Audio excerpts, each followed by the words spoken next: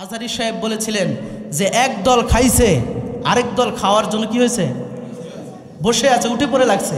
এমন হয় কি না? হয় ভাইয়েরা আমার, এক দল তো সাদাবাজি করে গেছে, এখন দেখা যাচ্ছে যে আরেক দল সাদাবাজি করার জন্য উঠে পড়ে লেগে গেছে। দলের সবাইকে বলতেছি না, আপনার দলের সবাইকে বলতেছি না, কিন্তু কিছু কিছু লোকদেরকে বলতেছি, এদেরকে সাবধান করে দিবেন। এর জন্য আপনার দলের ভাবমূর্তি নষ্ট হচ্ছে, এর জন্য আপনার দলের সম্ভাবনা নষ্ট হচ্ছে। কারণ 5 আগস্টের আমরা যেই যুদ্ধ করেছি, আমরা যেই সংগ্রাম করেছি, এর একটাই কারণ, এই বাংলাদেশ হবে দুর্নীতিমুক্ত, এই বাংলাদেশ হবে জেনামুক্ত, এই বাংলাদেশ হবে আদর্শ ভিত্তিক, ইনসাফ ভিত্তিক একটা রাষ্ট্র। তারপরেও যদি এই বাংলাদেশে এখনো ক্ষমতায় জানে নাই, তারপরেও যদি এখনো দুর্নীতি করা হয়, মানুষের বাসায় যদি যে হামলা মামলা করা হয়, মানুষের জায়গা জমি নিয়ে যদি বাড়াবাড়ি করা হয়, তাহলে মনে রাখবেন তারা তো 17 বছর ক্ষমতায় থাকার পরে এই বাংলাদেশ থেকে বিতাড়িত হয়েছে। ইনশাআল্লাহ যদি বাড়াবাড়ি করা হয়, ক্ষমতায় যাওয়া লাগবে না, ক্ষমতায় যাওয়ার আগেই বাঙালিরা আপনাদেরকে এই বাংলাদেশ থেকে বিতাড়িত করবে। কথা ঠিক কিনা?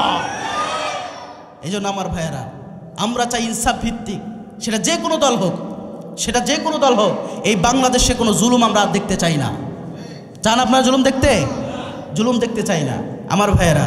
গতকালকে আরেকটা নিউজ দেখলাম, যাকে আমরা খুব ভালোবেসেছিলাম, সংসদের মধ্যে যার কাছে আমরা কোরআনের কিছু কথা শুনতে পেরেছিলাম, সেই লোক আমাদেরকে বলতেছে আলেমরা নাকি ধর্ম ব্যবসা করে। কি করে?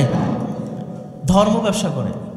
হ্যাঁ, আমরা ধর্ম ব্যবসা করি, কারণ আমরা এমন ধর্ম ব্যবসা করি যেই ধর্ম ব্যবসা করে আমরা জান্নাতে যেতে চাই। কথা বলেন ঠিক কিনা? এই ধর্ম ব্যবসা আমরা করতে চাই, যেই ধর্ম ব্যবসা নবীরা করেছেন, যেই ধর্ম ব্যবসা সাহাবী কিরাম করেছেন, যেই ধর্ম ব্যবসা তাবিঈগণ করেছেন, যেই ধর্ম ব্যবসা ইমামরা করেছেন, এই ধর্ম ব্যবসা আলেমরা করতে চায়। কারণ রব্বুল আলামিন স্পষ্ট সূরা তাওবার 111 নম্বর আয়াতে বলেন, ইন্নাল্লাহ হাশতারা মিনাল মুমিনিনা আনফুসাহুম ওয়া আমওয়ালাহুম বিআন্না লাহুমুল জান্নাহ।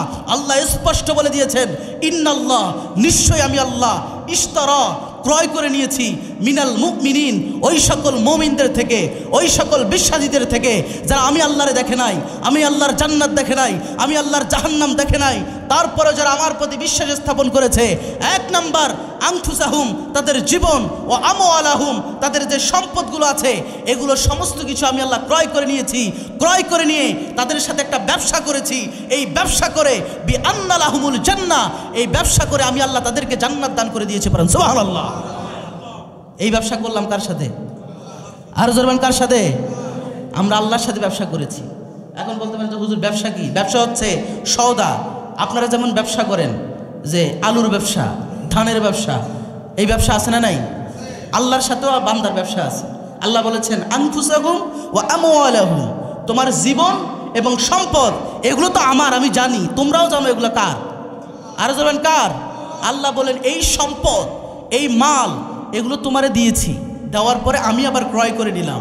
ক্রয় করে খালি হাতে তোমাদেরকে ফিরাই নাই, আমি আল্লাহ তোমাদেরকে বিআন্না লাহুমুল জান্নাহ, আমি আল্লাহ তোমাদেরকে জান্নাত দান করে দিয়েছি। বলেন সুবহানাল্লাহ।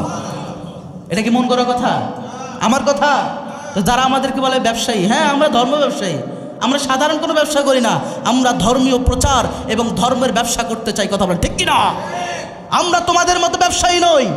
নির্বাচনের আগে মাথায় টুপি দিয়ে পাঞ্জাবি পরে যারা ক্ষমতায় যাওয়ার জন্য ইসলামটাকে ব্যবহার করে ক্ষমতায় যাওয়ার পরে আলেমদের নামে মিথ্যা হামলা মামলা, খতিবদেরকে মসজিদ থেকে বের করে দেয়, ইমামদেরকে মসজিদ থেকে বের করে দেয়, ইমামদের নামে সমালোচনা করে, আলেমদের নামে সমালোচনা করে, আমরা তেমন ব্যবসায়ী হতে চাই না।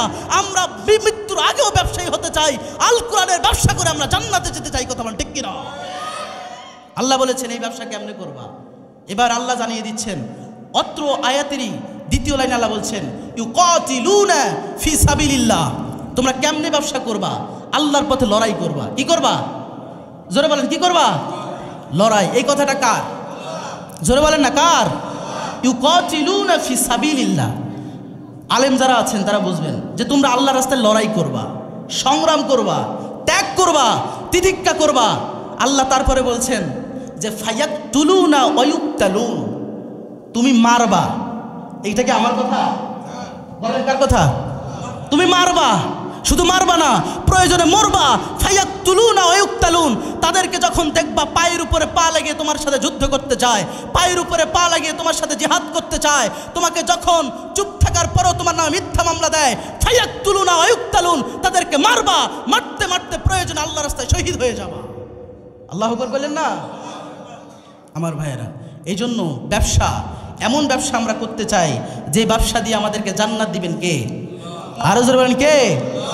মাথাটা ঠিক নেই, কারণ আমরা জুলুম থেকে মুক্ত হওয়ার পরেও এই পর্যন্ত বাংলাদেশের একজন সেরা স্কলারের বিরুদ্ধে কথা বলবে, আমরা কি আলেম হয়ে সহ্য করব?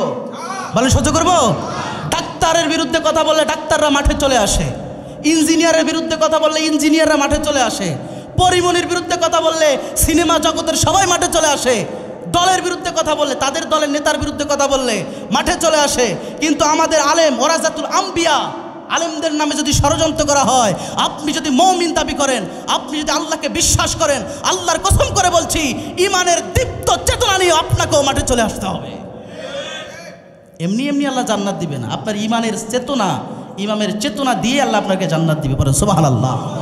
এই জন্য আমার ভাইয়েরা, আলেমদের নামে যদি ষড়যন্ত্র করা হয়, আলেমদেরকে নিয়ে যারা ষড়যন্ত্র করে বা করবে, ভবিষ্যতে করতে চায়, আমরা বলে রাখতে চাই এর জন্য আর কোনো ছাড় দেওয়া হবে না। কথা বলেন ঠিক কিনা? এই ময়দানগুলোতে জুলুম মুক্ত আমরা সমাজ চাই। এই ময়দান, এই সমাজ, এই মসজিদে কোনো জুলুমকারী থাকুক, আপনারা কি চান? কথা বলেন চান? আমরা চাই না কোনো জুলুমকারী থাকুক, কারণ জুলুমকারীরা সতর্ক হয়ে যাওয়া উচিত। কারণ আলেমদের বিরুদ্ধে ষড়যন্ত্র করে কেউ টিকে থাকতে পারে নাই, পারছে? মাদ্রাসার বিরুদ্ধে ষড়যন্ত্র করে কেউ টিকে থাকতে পারছে? তাহলে আপনি কিভাবে ষড়যন্ত্র করেন? আর বেশি দিন হয় না, আজ থেকে 4-5 মাস আগের কথা, যারা জুলুম করে এই দেশ থেকে বিতাড়িত হয়েছে, আপনি আবার নতুন করে জুলুম করতে চান, আপনি আবার জুলুম করে বাংলাদেশের আলেমদেরকে ষড়যন্ত্র করতে চান। আর এটা যখন আজহারি বলেছে এক দল খাইছে, আরেক দল খাওয়ার জন্য উঠে পড়ে লাগছে, এটাই তার মানে দোষ হয়ে গিয়েছে। মনে রাখতে হবে, আলেমেরা কোনো দল দাড়ি বোঝে না, আলেমরা কোনো দল বোঝে না। মসজিদের সভাপতি যদি ঘুষ খায়, আলেমরা ওই ঘুষের বিরুদ্ধে কথা বলবে। মসজিদের সভাপতি যদি সুদ খায়, আলেমরা ওই সুদের বিরুদ্ধে কথা বলবে। দল দাড়ি বোঝে না। নিজের বাবাও যদি ইসলামের বিরুদ্ধে কথা বলে, নিজের বাবার বিরুদ্ধে আলেমরা তলোয়ার ধরবে, তারপরেও আলেমরা কখনো বাতিলের কাছে মাথা নত করবে না। কথা বলে ঠিক কিনা? আল্লাহ আমাদেরকে বোঝার তৌফিক দান করবেন, আমিন। আরো জোরে বলেন আমিন। আমার ভাই।